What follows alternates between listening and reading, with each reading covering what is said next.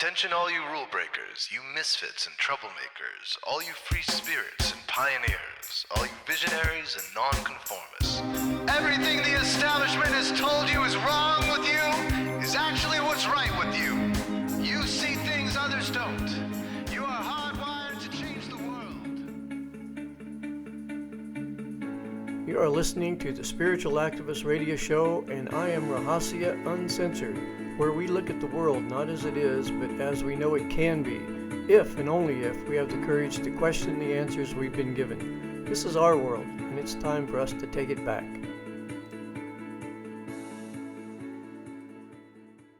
Okay, we're going to have to hit the ground running here. We're going to be talking with Gregg Braden. If you want to find out more about Gregg Braden and his latest book, you can visit greggbraden.com. And stay tuned for a really packed episode, because we could have talked for hours, but we kept it to a minimum. So here he is. So, Gregg Braden, how are you doing today? I am doing awesome today. It's really good to see you. I'm happy to be with our audience today, and my sense is our time is going to go by very quickly. Yeah, I'm going to follow your lead, my brother, wherever you'd like to go with this today. Okay. Yeah, you know, you're the last of the three amigos. I've been doing Joe Dispenza ever since What the Bleep. Bruce and I, he's been in our magazine like 4 or 5 times, you know. So you're the last of the three amigos here. So, and I have a question for you. One is a complex question. All right. And I think it'd be better, though, to start out on this. It's something that's close to me, because I think we're getting ready to rewrite history. You know, in Plotinus, he once said, mankind is poised between the gods and the beasts. And I think if they knew that way back then, for sure we're knowing it now with all the genetic testing and the undermining of some of the hard, fast academic evolution ideas. What do you think that is going to happen over the next, I wouldn't even say months, you know, but over the next few months, maybe a year at the most, as this starts to unravel some of our traditions, especially religion and science for that matter? Well, the unraveling has been happening for 150 years. From the time that Charles Darwin proposed his theory of evolution in 1859, immediately mainstream scientists at that time were not on board with his theory. And my newest book, it's called Human by Design. I've actually got quote after quote after quote from very well-known scientists from the 1850s all the way up into the late 20th century. Because the thinking is that all scientists are on board with this idea, with this story. And the reality is that the story has had problems from the very beginning. So what we're seeing is the unraveling. If it is in fact happening, it's happening more in the mainstream perception than in the scientific world, because the real scientists, not the pop scientists, not the scientists that you're going to see on CNN or on an airport glossy, you know, magazine or something like that. But the real scientists have been on board with the problems of the theory of evolution for 150 years. So I think what's happening is mainstream is catching up with what those problems really are. And I'm hoping that this book really goes to contribute to what that is. It's based upon peer-reviewed science. So it's not just my opinion, it's not my theory, it's not my hypothesis.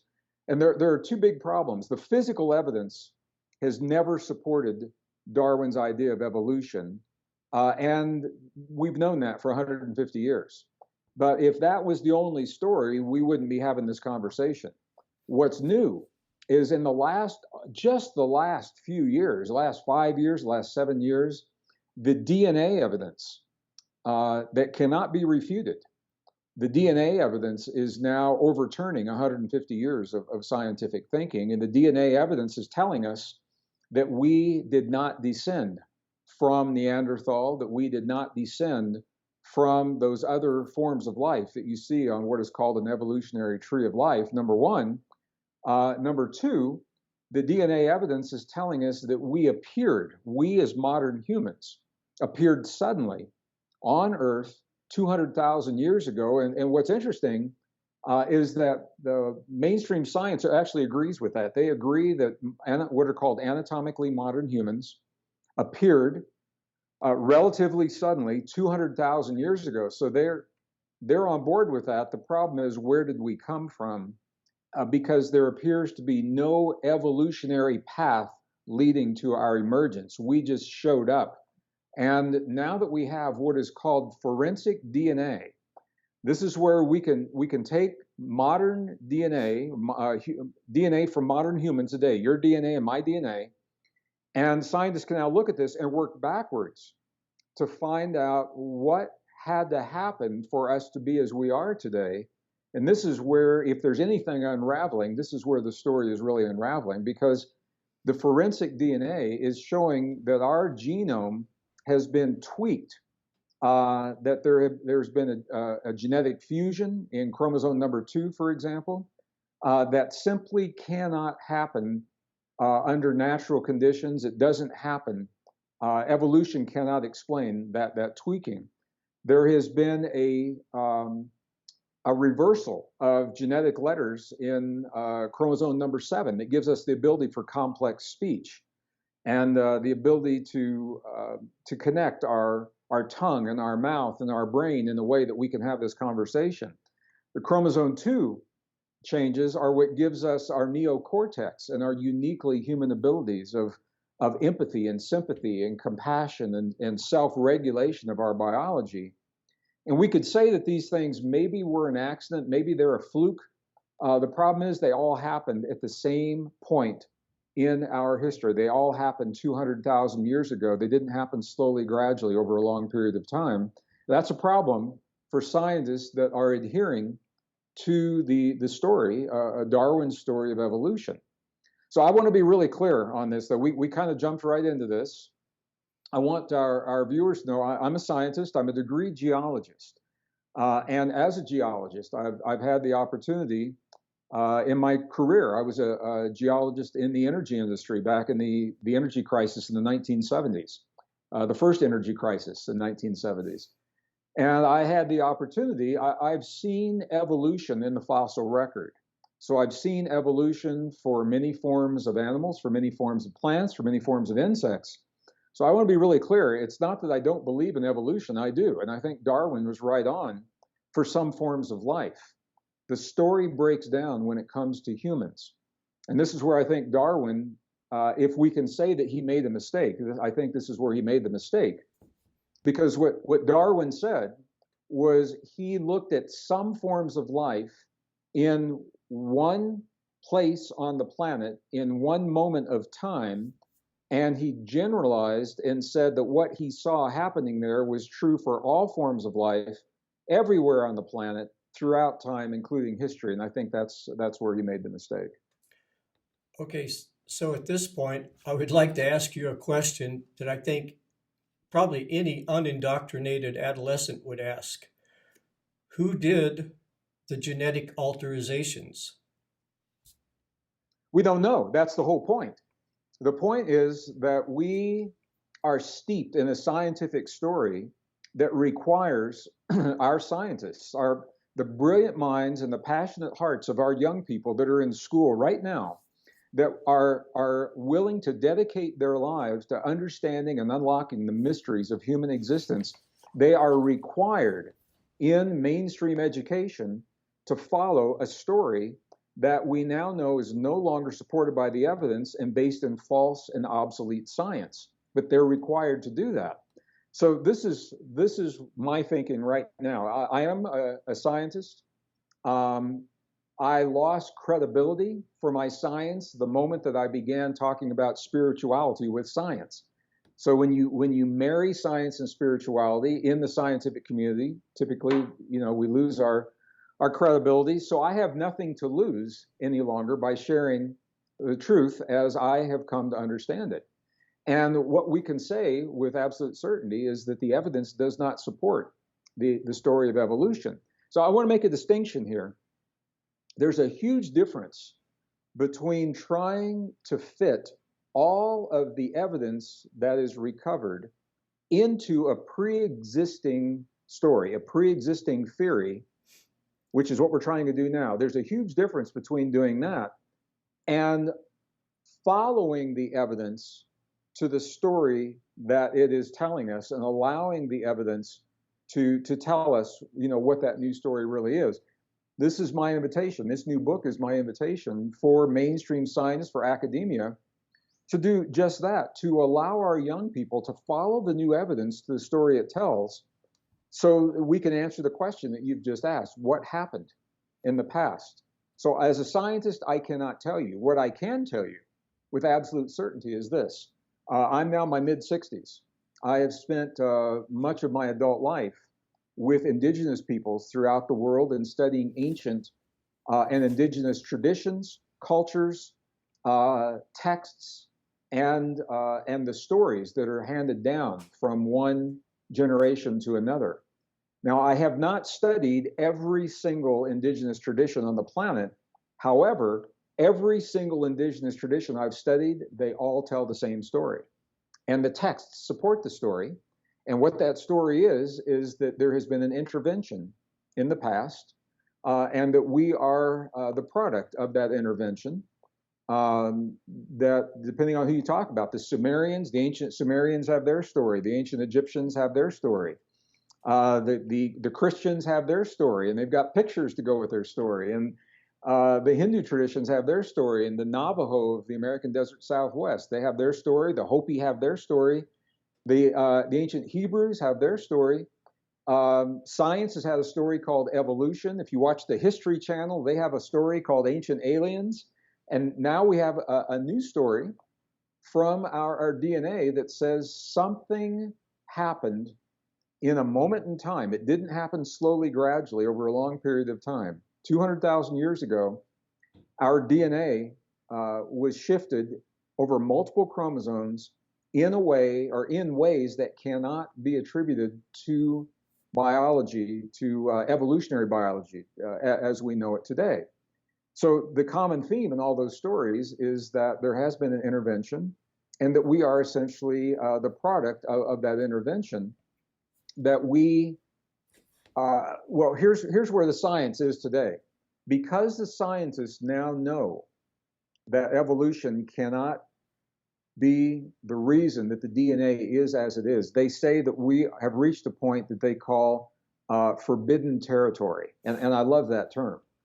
It's forbidden territory because it implies that there's an intentionality underlying these genetic changes. And if there is an intentionality, it also implies that there is a purpose, that we are more than the product of random mutations that just happen to occur in a really lucky streak of biology. It suggests that there's a purpose.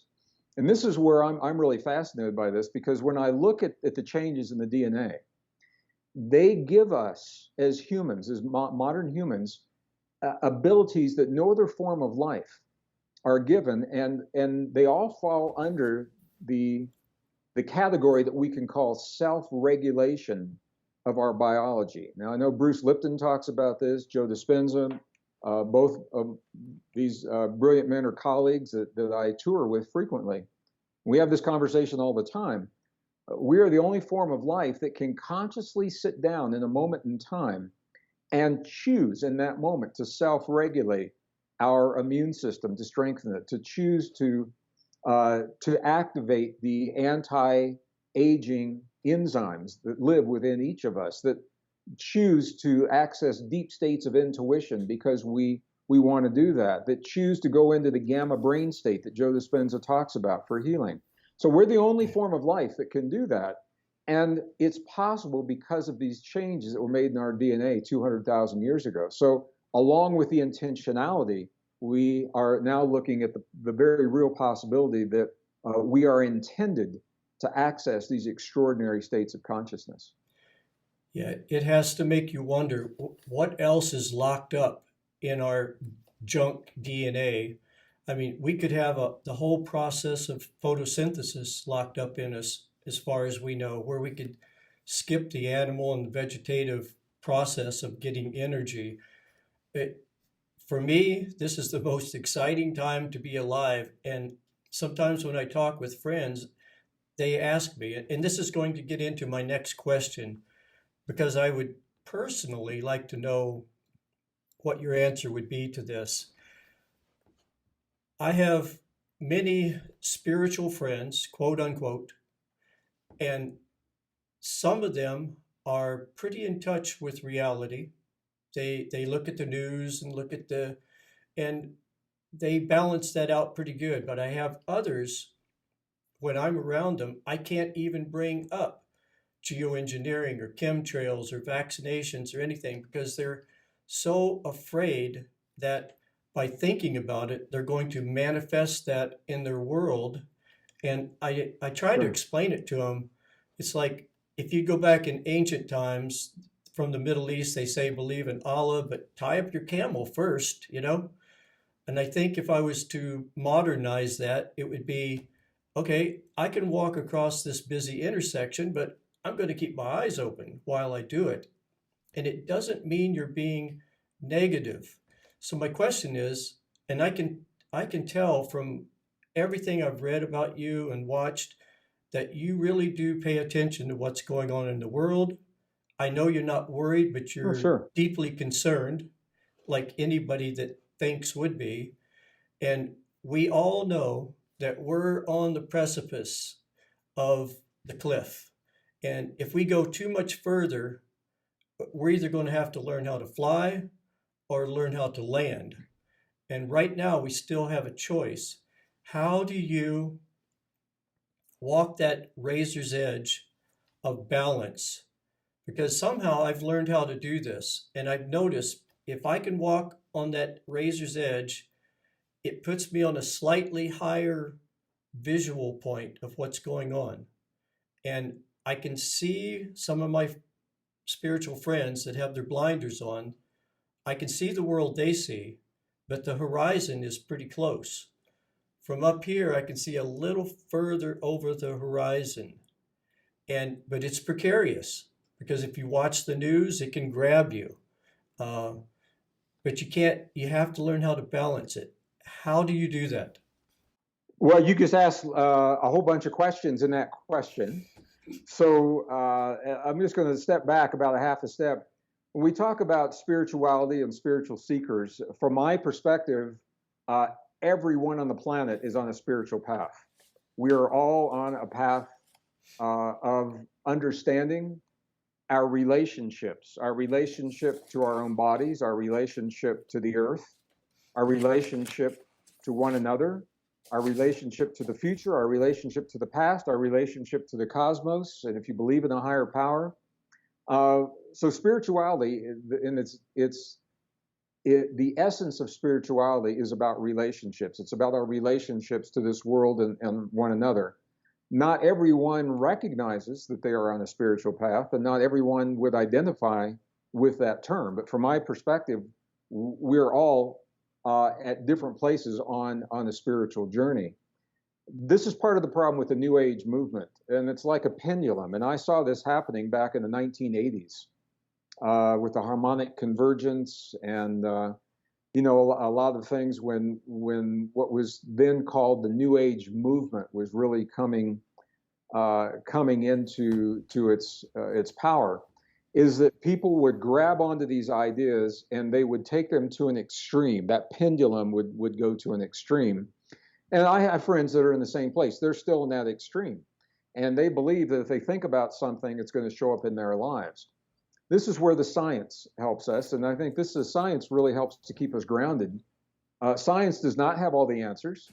Science is new. It's only 300 years old. It's a very recent way of describing these relationships. And science is full of contradictions and inconsistencies on the one hand. And on the other hand, if we honor science and we honor the principles and the protocols of science, it will help us to weed out what's true and what's not true. So I know, our listeners know, there's a whole lot of stuff out there in the New Age movement that simply is not true. Some people have been hurt, some people have died trying to follow healthcare protocols based on New Age thinking without fully understanding those protocols. So they said, I'm going to heal cancer naturally, but they never followed through with the natural principles to make that happen. I have 5 friends, right? I just counted 5 friends that are no longer in this world because they did precisely what I'm describing right now. So there's a lot of really hokey stuff, and some of the new thought, New Age principles are based on really solid ideas that have been with us for a very long time in our indigenous traditions. So one of these New Age ideas is if you think about something, you're going to manifest it, and that simply is not true. If you think about it only as a passing thought in your mind, if you honestly acknowledge, say, this is what chemtrail is happening, in the world, or Fukushima is putting radiation into the Pacific Ocean. I mean, those are realities. Where we begin to create is when we imbue that thought with an elevated emotion. And I know Joe Dispenza talks about this a lot. Some of the other people out there do as well. There was a man named Neville back in the 1970s that was a pioneer, where a lot of people are getting their ideas from now. I followed Neville and his work. He was a brilliant man, a philosopher. And he's the one that really helped bring these ideas into the mainstream thinking. The thought is not going to create the reality. It's the thought held as a focus and given the power of an elevated emotion. It is our love for what we think, or our fear for what we're thinking, or our hate for what we're thinking. That's what energizes that thought. So if you simply talk about these things because they're a reality, but if you can do it without the love, or without the fear, or without the hate, then you're simply being honest with yourself. And you're saying, this is a reality in this present given moment, and it can change in the next moment. You're allowing for it to change in the next moment. So for me, the science really helps me to know what's true and what's not. The things that are true, I like to do a lot of. The things that aren't true, I don't put any energy into them. My books are based on that principle, peer-reviewed science.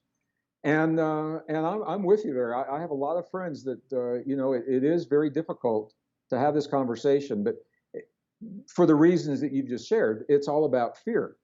So this is why I'm sharing the things that I'm sharing. This new book, Human by Design, it's broken into 2 parts.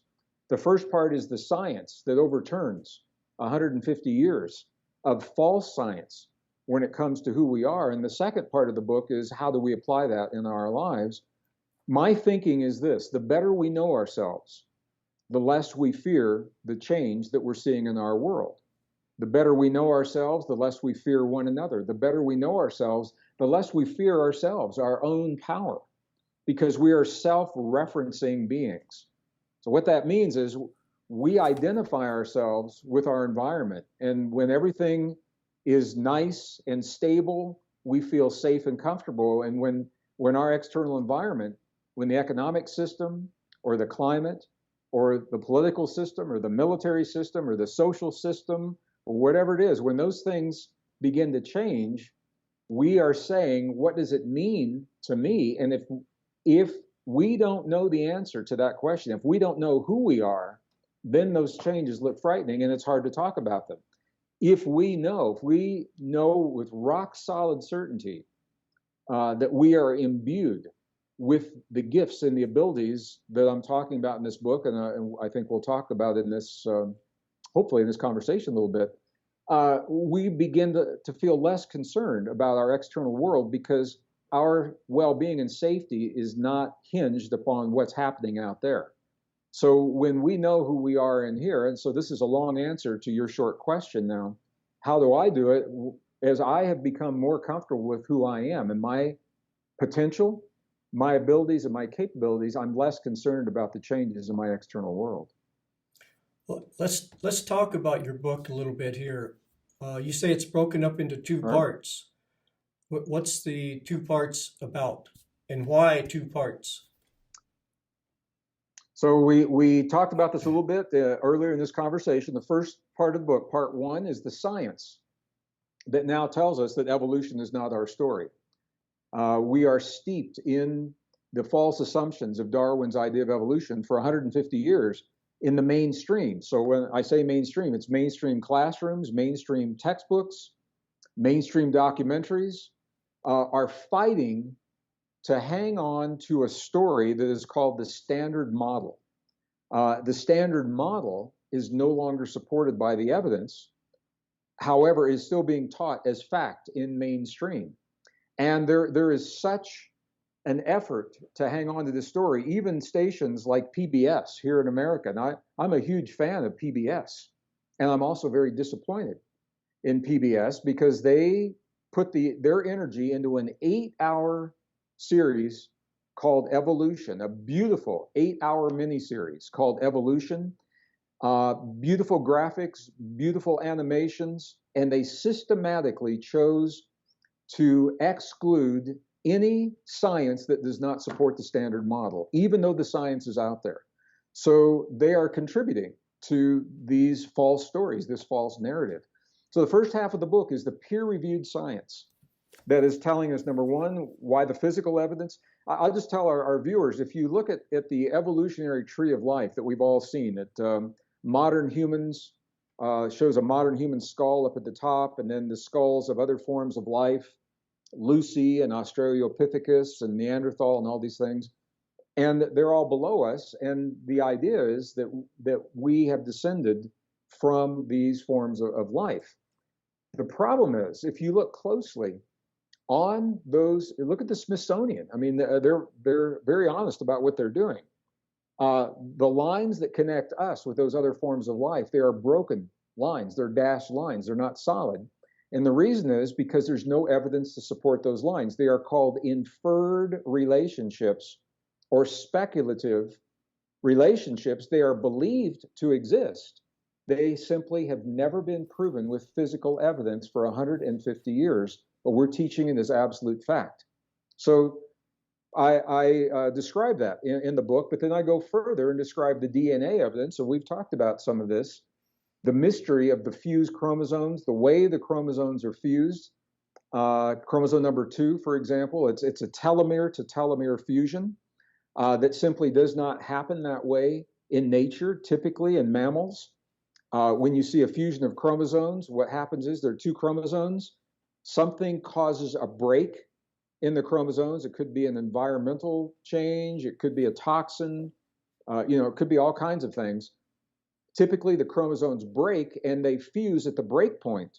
That didn't happen with us. Our chromosome 2 is the result of 2 completely intact chromosomes fused telomere to telomere. So the DNA that usually is at the end of the chromosomes is actually in the middle of the chromosomes. But here's the kicker. After the fusion happened, the redundant, the overlapping parts of the fusion were shut down, turned off, or all the way removed to streamline and stabilize the resulting chromosome. That doesn't happen all at once in evolutionary biology. That is the result of an intentional act.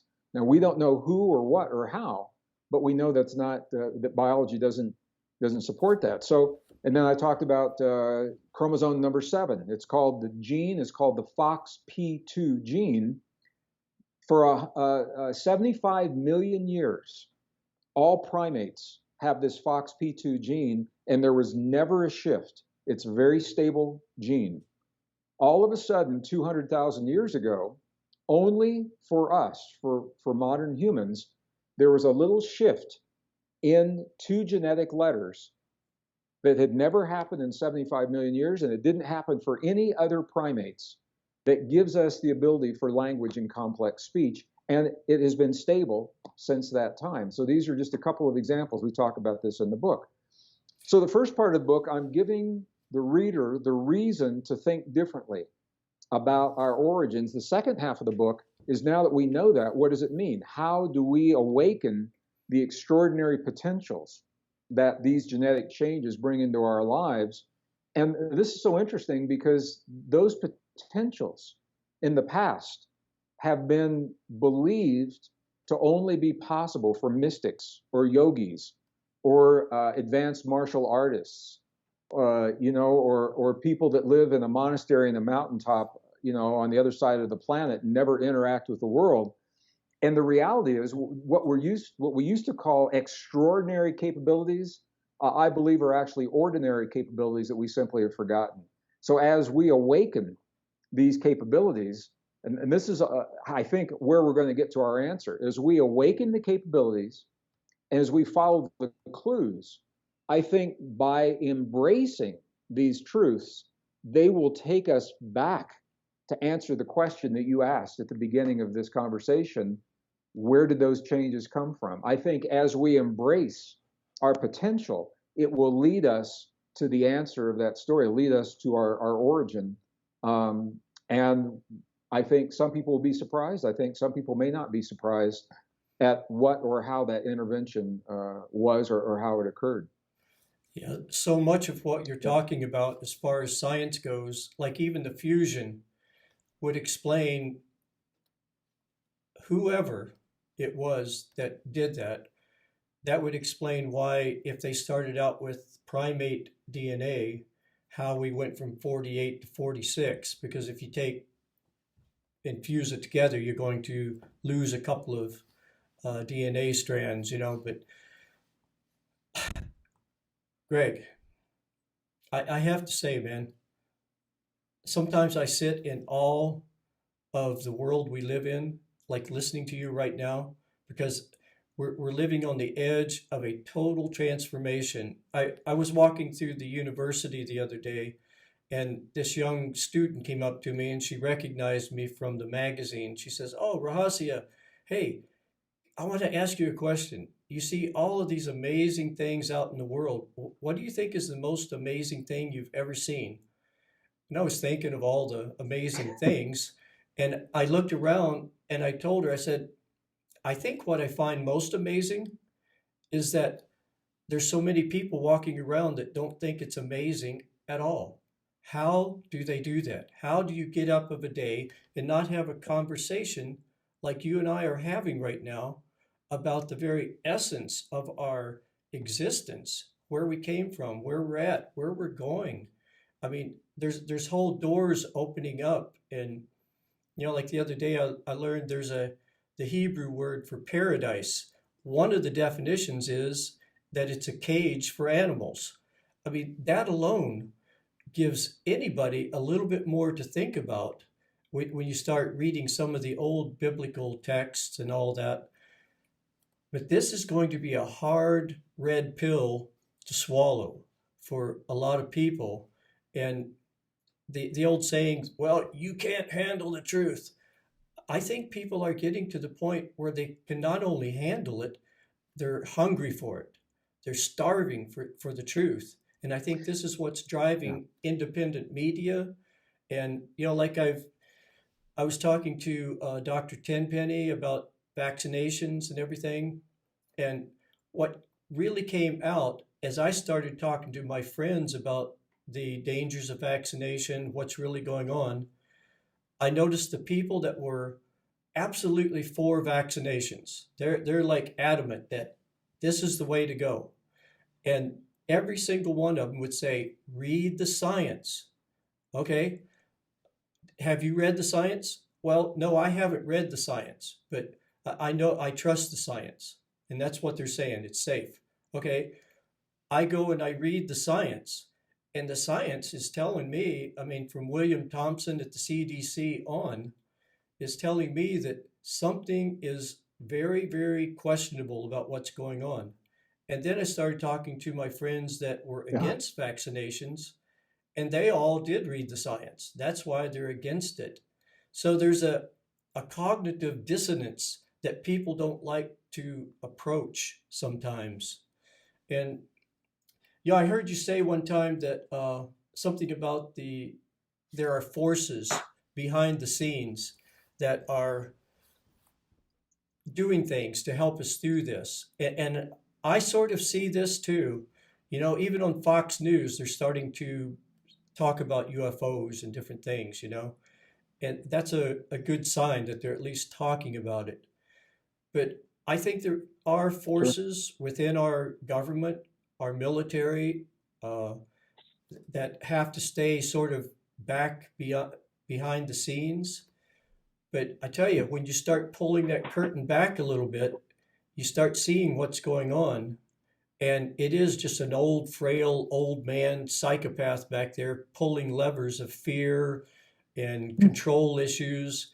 And the more we pull it back, that's what changes things. They don't call it darkness just for a term. It's darkness because there's no light put on it. And the moment you put light on somebody that's doing something, and the only way they can do it is because they have power, and the only reason they have power is because they're working in secrecy and in darkness, that starts to change things. And I think that's one of the things we're seeing right now with people like yourself and Bruce and Joe and this show and many, many others. We're pulling back that curtain. Matter of fact, we're ripping it down. And what we're seeing is something that a lot of us have suspected for years, that the people in control that we've let get in control are not right. They're psychopaths, they're neurotic and psychotics, they're narcissistic. I mean, I'll ask you right now, would you want to be a politician? No. Who in the right mind would want to be a politician in this world and the way it is? Unless you were somebody that wanted to get in there and dedicate your life to changing the whole system. Do you think that there Sure. are forces behind the scenes working to bring all of this stuff out?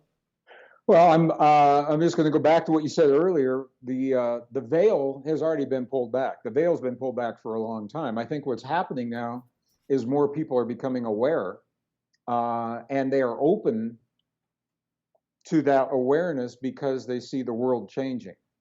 If we did not live in a world that was changing the way the world is changing, I don't think you would see the openness to the new ideas.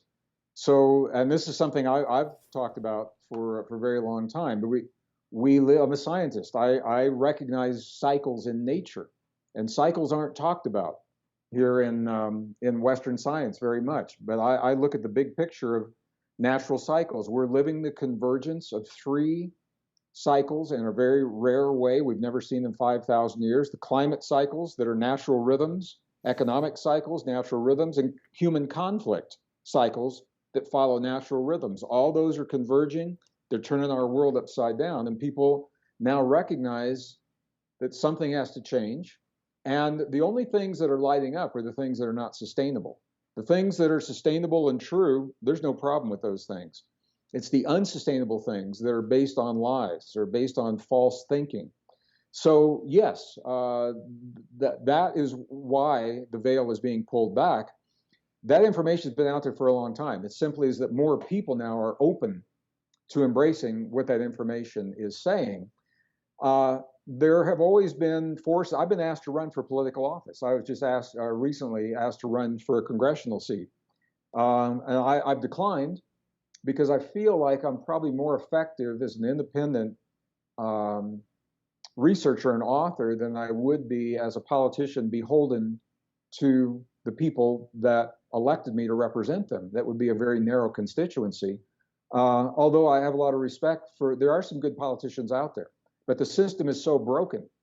The system is so broken, it's very, very difficult, even with the best of intentions, I think, for a politician to do what it is that their heart leads them to do.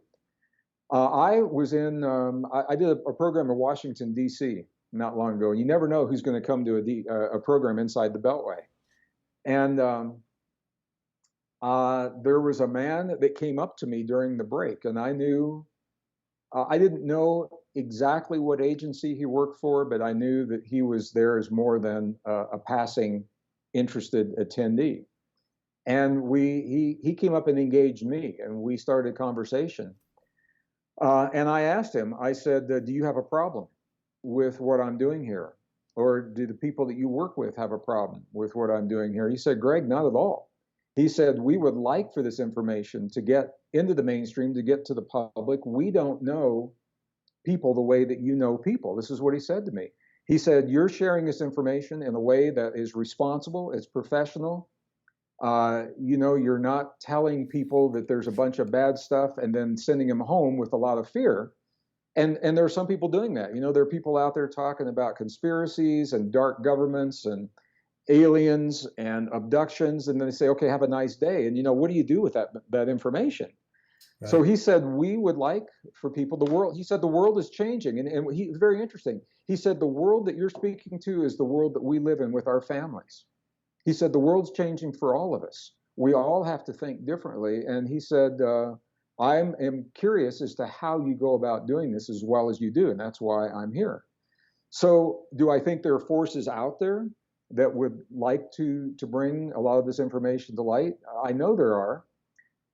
But there's so many different perspectives, and there's so much false information that's out there. And where we run into problems is there are some people that call themselves whistleblowers, for example. And they'll start out and they will whistleblow on something that we all know is true. And when that happens, our psychological filters relax. When we hear something we know it's true, we say, oh, okay, this person knows what they're talking about. And then if you're not careful, they will cross the boundary, and then they start talking about stuff that is not true. But because your filters are down, you begin to accept that. And pretty soon you're sucked into this very dark vortex of black governments, secret ops, conspiracies. And I'm not saying those don't exist, but I am saying this, and I can see this happening to people I know in my life. This is where neuroplasticity comes in. All right. When you look at the world day in and day out, and everything you see is a world of conspiracies, dark governments, and really, really dark things. When you eat, breathe, drink, and think that day and night, your brain will actually begin to rewire itself to follow that kind of information. And when you see the world through the lens of those things, that's all you're going to see, and it will make you crazy. I've seen people literally, they've lost relationships, they've lost jobs, they've lost income. It's stressful. They lose their health. They develop, health conditions that are pretty serious. So I'm not saying don't acknowledge those things exist. Yeah, it's a free-for-all. Everything exists. Now, where do we want to put our focus? That's the key. I choose to place my focus on the deepest truths of our existence that tell us that we are empowered to thrive in whatever comes to our doorstep. And the more we begin to embrace that power, the less we give our power away to the outside world. If you don't give that world your power, that power can't exist. So this is what the Buddhists tell us. This is what my native friends tell me. It's only in the resistance to that power that we give that world power. I spent a lot of time in Tibet back in the 1990s.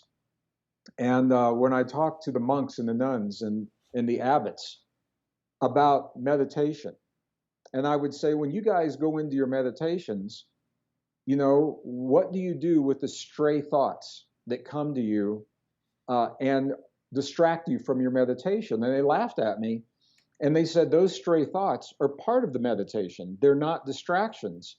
And they said the key is, with those stray thoughts, is they said, let those thoughts do whatever they want to do and stop resisting them. And with no resistance, they have no reason to exist. It is our resistance to the stray thought that keeps the stray thought coming.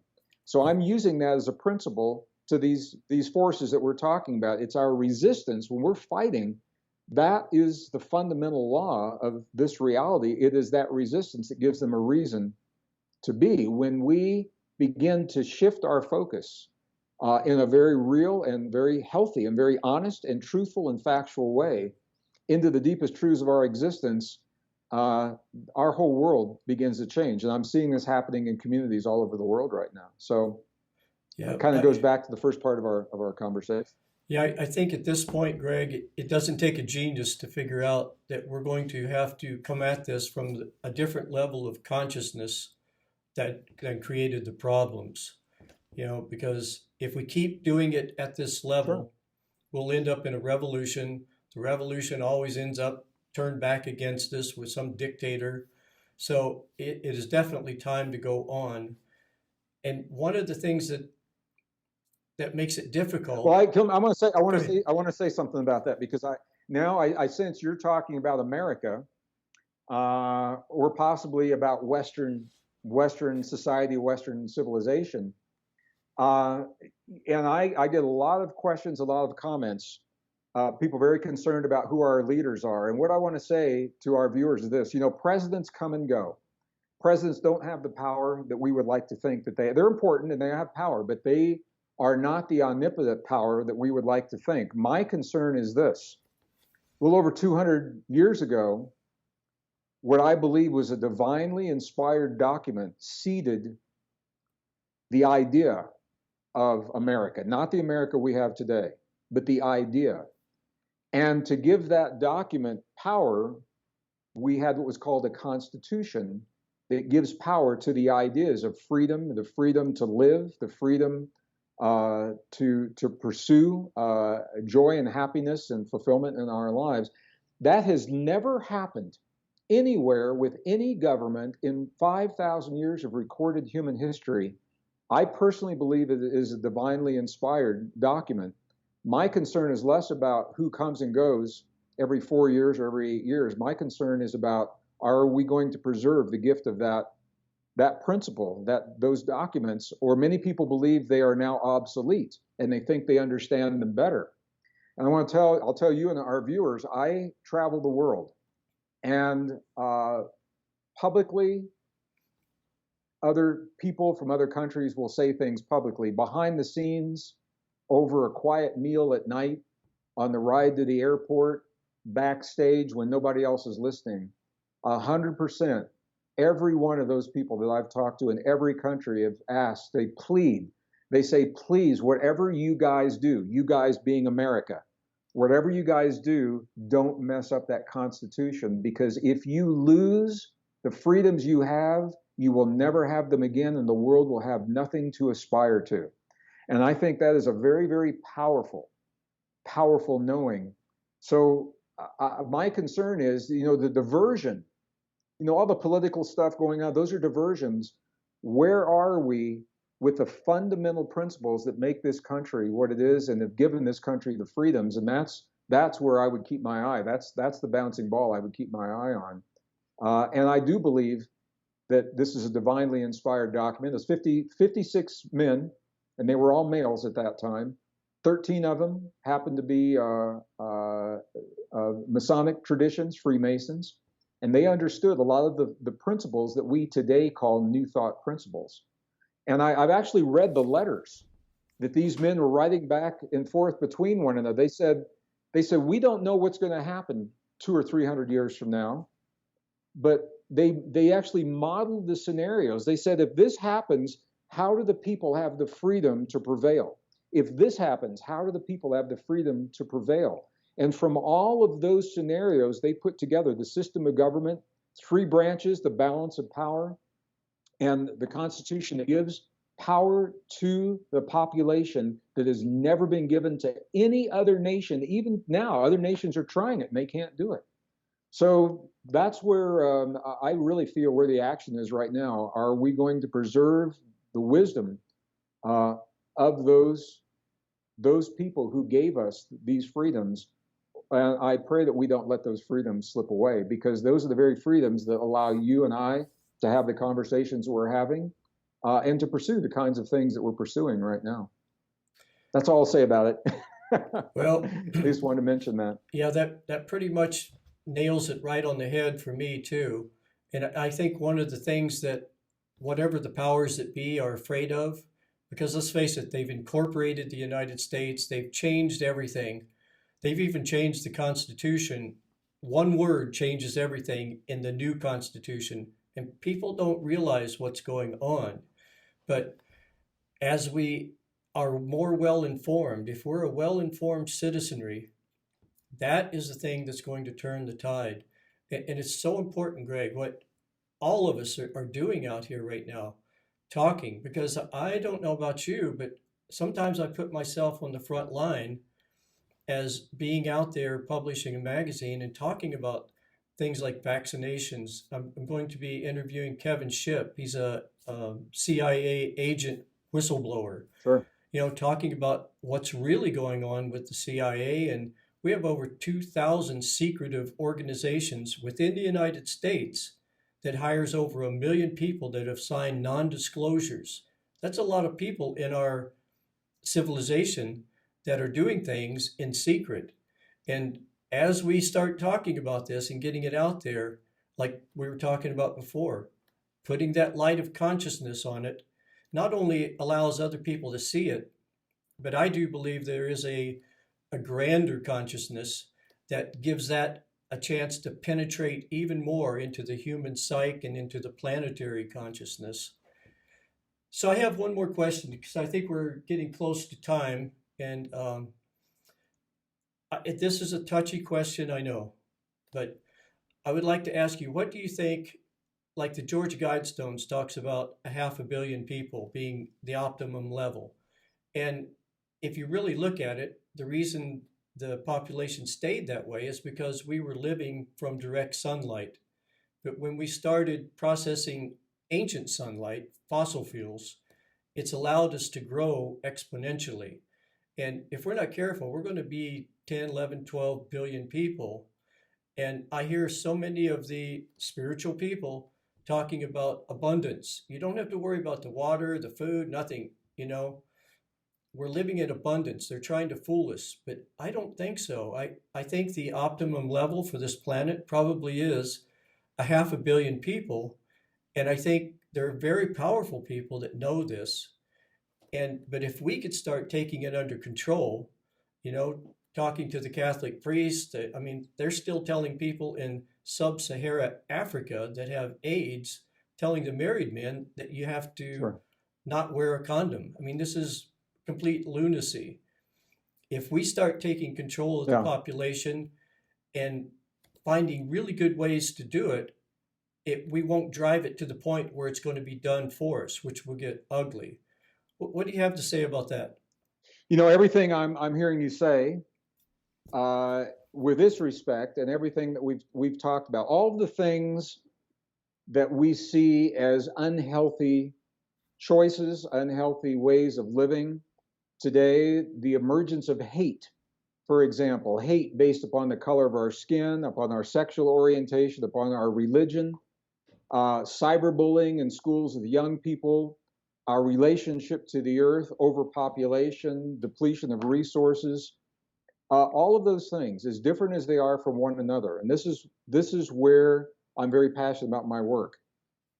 All of those things are only possible because of a way of thinking. And if we are going to do more than simply put a Band-Aid on what's happening in the world, it's good to go out and talk about population control, and it's good to, talk about taking care of the earth and all these things. It's good to pass a law to make it illegal to kill someone based upon their sexual orientation. It's good to do that. But those are all Band-Aids. And until we can address the root, the core of the thinking that makes those Band-Aids possible, we're going to be spinning our wheels. And we're spinning our wheels, right into climate change, right into the depletion of the resources. And so this is where I think not just my material, but the kind of work Bruce Lipton's doing, Joe Dispenza, Anita Moorjani. There's a lot of really good people out there. Lynn McTaggart wrote the book The Field, and she's doing some awesome work out there, and they're all colleagues. Until we can get to the core of the way we've been taught to think about ourselves, all these other things, I think, are temporary stopgap measures at best. Our best hope is to reach the young people that, and I mean, we could start really young, but I mean, even the people who are in high school and college right now, reach the young people with the peer-reviewed science of the deepest truths of our existence, that we live in a world based upon cooperation, not Darwin's idea of competition and conflict. Survival of the strongest was Darwin's words. The new science tells us that's not true. We live in a world where there is some intelligent, intentional act that has led to our existence. And that helps us to feel very, very differently than the insignificant beings where life is cheap, life has lost its value, and where we don't value our relationship to the earth. This is the problem. If we value our relationship to the earth, we're not going to be doing chemtrails. We're not going to be throwing plastics in the ocean. We're not going to be creating, 5, 10, 15 children per family because we understand these things. And if we value ourselves, the sanctity of life that's been lost, the new science gives us the reasons to respect life. When we begin to do that, we would never pump those vaccinations into our bodies. We wouldn't pump the opioids into our bodies. We wouldn't hurt ourselves. We wouldn't hurt one another. It's all based in a way of thinking.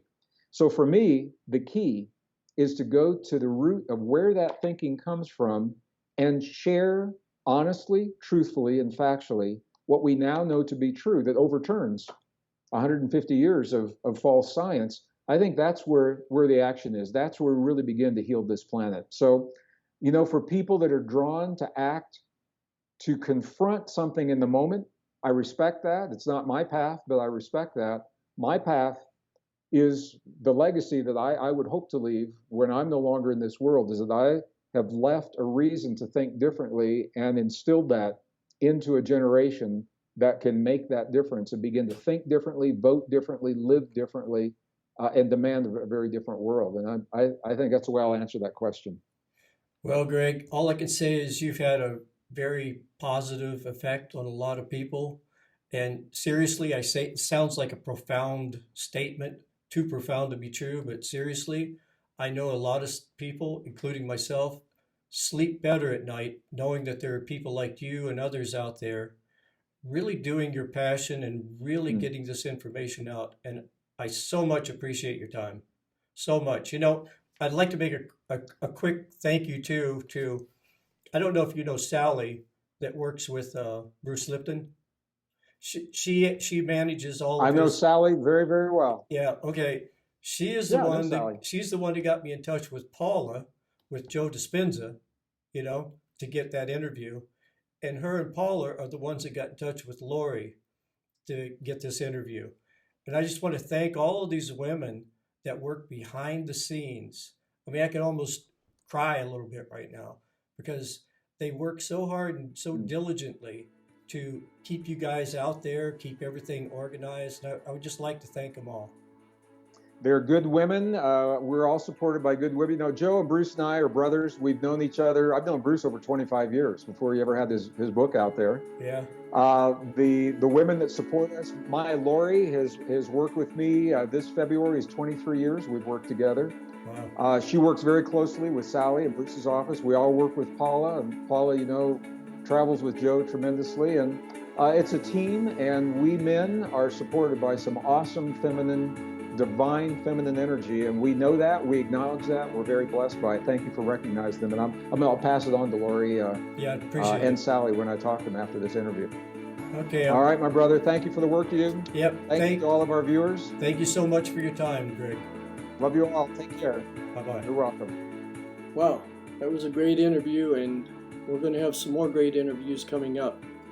Some of the future interviews are with Kevin Shipp. He's an ex-CIA agent. He's going to be telling us some secrets that aren't so secret anymore. Actually, quite frankly, some things that are almost unbelievable.